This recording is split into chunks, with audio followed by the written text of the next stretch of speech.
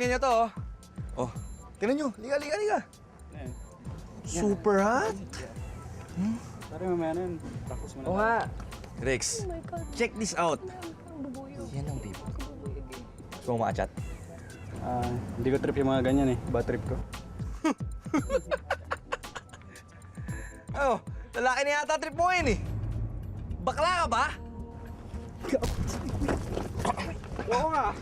Ano ba? Ano ibig mo sabihin? Pwede ba? Ano? Huwag na kayo mag-away. Ano?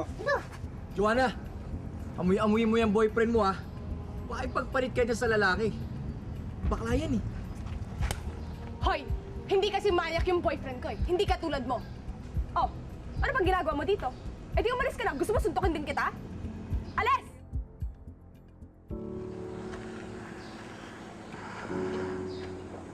Joanna, thank you. Saan? Na hindi mo sinapak si JM. Kasi baka lalo pa nila ako asarin na baling ako eh. Alam mo, huwag ka na makinig dun sa manyak na yun. Alam ko naman na hindi ka pati. Gentleman ka.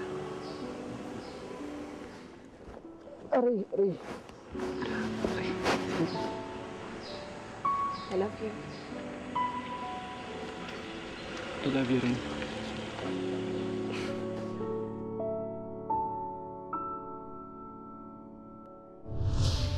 Oh, ang gentleman naman pala talaga ni Rex. Kilalanin natin ang Mr. Hard to Get ng Marikina, Robbie Floyd Aguilar. Hi, Robbie. Robbie, diretsang tanong, mahal mo ba si Joanna? Opo. Mahal mo? Opo. O ano nagustuhan mo kay Joanna? Palagay ako pagkasama siya. Physically, kasi tinatanong niya, naku, pangit ba ako? Lagi yung nagtatawanan lang kami palagi. Lagi kami masaya pagka magkasama kami. Oh, love ka naman pala niya, Joanna. Ha? Pero bakit umabot sa point na nagkakaroon ka ng insecurities, Joanna? Naiingit ako dun sa mga kaibigan ko na nagkukwento. And then, Na gusto mo rin ma-experience Opo. yon bilang magkarelasyon kayo at 3 taon na. Opo. Hindi ba? At nasa right age naman kayong dalawa, di ba? Rex, pinag-uusapan ka ng mga friends nyo na baka ikaw ay bakla, di ba?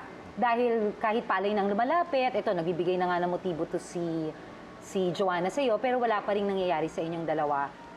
Diretsahan, bakla ka ba? Hindi po. Ha? Hindi po. Hindi ka bakla. Rex, kung hindi ka bakla, bigyan mo si Joanna ng 3 dahilan kung bakit nagbibigay na siya ng motibo pero tumatanggi ka pa rin. Yung una po, busy lang talaga ako sa ginagawa ko. Na which is pagsasayaw, hindi ba? Dancer ka. Trabaho ko na rin po kasi yun eh.